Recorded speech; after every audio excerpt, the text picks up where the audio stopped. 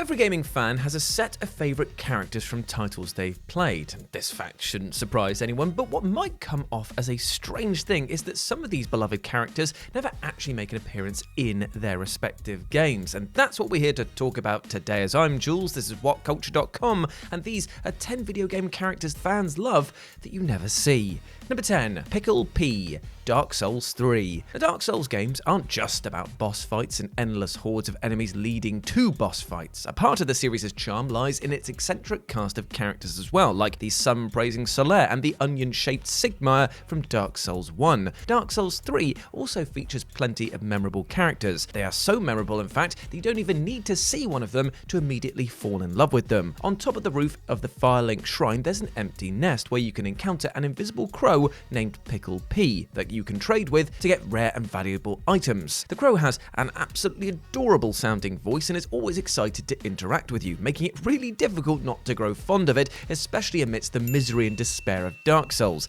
Again, you never see it physically, but this hasn't stopped Pickle P's adoring fans from filling those visual gaps in themselves and drawing plenty of Pickle P artwork throughout the years. Plus, it's just a fun thing to say. Pickle P, Pickle P, Pickle P. Number 9, TheNarrator, the Stanley Parable. If Stanley Parable was just a game about an office drone wandering around his workplace with no context whatsoever, it wouldn't be such an entertaining and remarkable experience. It's only after you add the disembodied voice of the narrator that Stanley Parable becomes what it is. The narrator is the only other character in the Stanley Parable aside from its titular protagonist, and although he's just a voice guiding you throughout the game, his presence is the heart and soul of the experience. His one-sided banter with Stanley and the ever befuddled reactions to your unwillingness to go along with his narrative are the bulk of this game's appeal. He's like an exhausted father to your disobedient inner child, constantly nagging and trying to educate the little rascal who's looking to gauge a reaction. The narrator and his long-winded monologues are easily the best part of this game, and they're not only just entertaining, they're also quite pleasant to listen to, thanks to the mellow but professional voice. He's basically like the David Attenborough of the video game world.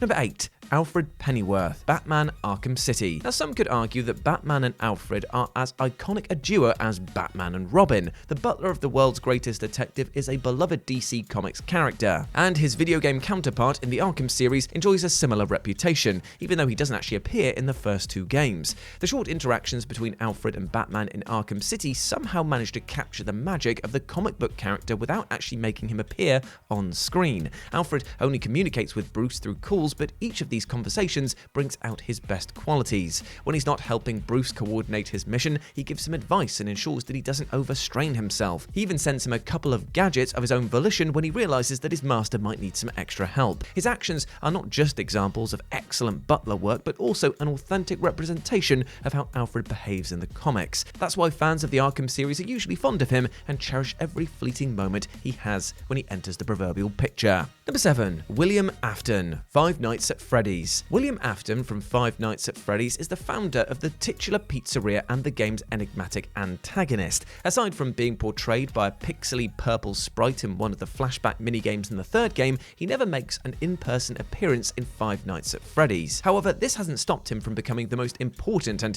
fascinating character within the series' community. Because Afton is responsible for basically everything that goes on in his haunted pizzeria, yet there's virtually no information about him on any of the Five Nights at Freddy's games, the man has sparked the curiosity of the fans. Over the years, he's become the topic of an entire library of posts, videos, and discussion threads that try to delve into who he was and why he committed the murders that turned his animatronics into vengeful killing machines. His ambiguity is what makes people obsessed with his character and drives up his popularity. After all, if there's anything that the Five Nights at Freddy's fan base is known for, it's the need to dig through every minute detail of these games like a tin-foiled hat conspiracy theorist. Number 6, Tomoy Sakuro Shadows Die Twice. Lady Tomoy is a legendary figure of the lore of Sekiro and only appears in reference and brief notes left throughout the game's world. She is Japan's greatest samurai who discovered a way to wield the power of lightning in her fighting technique and eventually taught this skill to Genichiro, the story's primary antagonist. And not much is known about her, and there are no images or even physical descriptions of her in-game, aside from one note comparing her eyes to the depths of the ocean.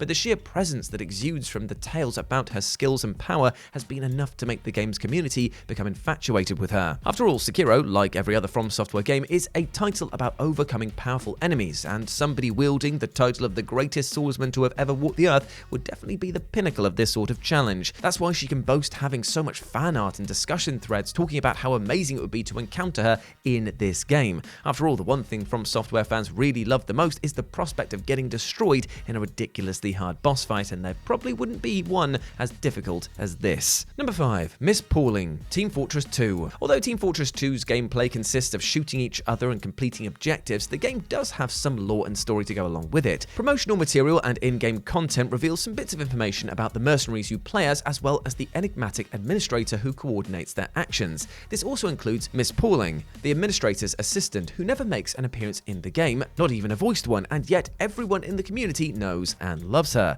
Miss Pauling is a character from Team Fortress 2's shorts and comics whose job it is to do anything to ensure the mercenary team is fully equipped and ready for action. From making deliveries, taking inventory, and even committing murder, she is a true workaholic who never shies away from her duties. The frequent antics that her work sees her get into have earned her quite the bit of attention, to the point where she's become a huge part of the Team Fortress 2 story without ever appearing in the game itself. Even the most casual players know of her existence, which is how you can tell she's dominated the title's popularity charts. Number 4. Atlas, Bioshock. Now here's a bit of a tricky one here because you do actually encounter Atlas per se, but not in the form that he's presented in the game. In fact, you encounter just a twisted version of Frank Fontaine, know what I'm saying? Because Atlas is the mysterious leader of the revolution in Rapture that helps your character throughout the main campaign of Bioshock. Although he does make an appearance in the game's DLC, in the original main campaign he only interacts with you through voice messages and audio notes, never showing up in person. But what makes Atlas such a memorable character, even when he's just a voice recording, is the role he takes in the story. He acts as your ally and serves as your guide throughout the eerie city of Rapture until, spoiler alert, he turns out to be the main villain Frank Fontaine, trying to manipulate your character. The fact that you never see Atlas throughout the story helps maintain a sense of mystery that makes the payoff of the reveal all the better at the end. Without being able to meet him face to face, you either have to blindly trust him or wonder if there's more to him than that suave hair and down-to-earth attitude. There's a reason Bioshock's story is considered to be so great, and a large part of this can be attributed to Atlas's invisible yet lovable presence. Number 3. Frank, The Last of Us. Joel and Ellie might be the stars of The Last of Us, but that doesn't mean that the rest of the cast has nothing to offer. Each of the supporting characters is interesting in their own unique way, and if they were given more screen time, the fans of the series would probably just love them as much as the main duo. This also goes for Frank, who, despite having zero screen time, has been able to pique most people's interests anyway. Frank is the deceased partner of one of Joel's associates, Bill, who is only mentioned posthumously in the game. Aside from a few voice lines, notes, and his rotting skeleton, not much is known about him, but whatever little context clues there are, it's still enough to make him a compelling character. Frank and Bill's lovers' quarrel is an incredible bit of storytelling. Their clashing personalities constantly driving them apart until Frank eventually kills himself is written just so well that it's easy to picture what Frank was like, even though you've never actually met him. Of course, many people love Frank and Bill for their more touching portrayals in the HBO show, but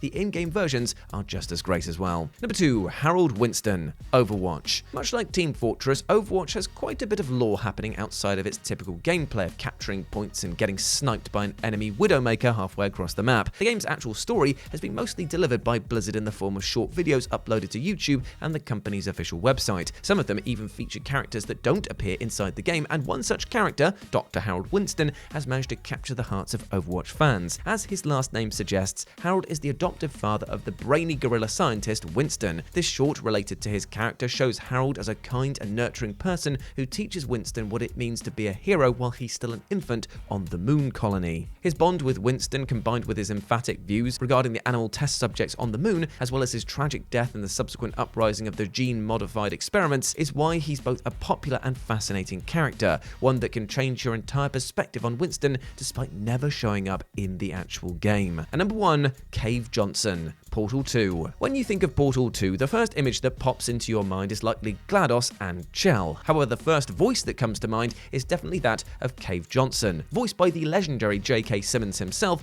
Cave Johnson is the charismatic and morally ambiguous founder of Aperture Science. His quick wit, sharp tongue, and the attitude of a ruthless but comical entrepreneur makes him one of the strongest and most memorable personalities in the entire Portal universe. Cave perfectly accentuates the dubious nature of his own research company, which is why he leaves such such a huge impact on you despite never appearing on screen. Pretty much every line of his can pass off as an inspirational quote or point of concern for Aperture's human resource department. I mean, that is if Aperture actually had one. In addition, the fact that he's just a voice from the past in the sequel only adds a layer of mystery to his already fascinating character. His appearance, as it were, builds so much of the Portal series' lore that you honestly can't talk about it without mentioning him in every other sentence. Cave Johnson is a man, a myth, and a guy who will not take your bloody lemons.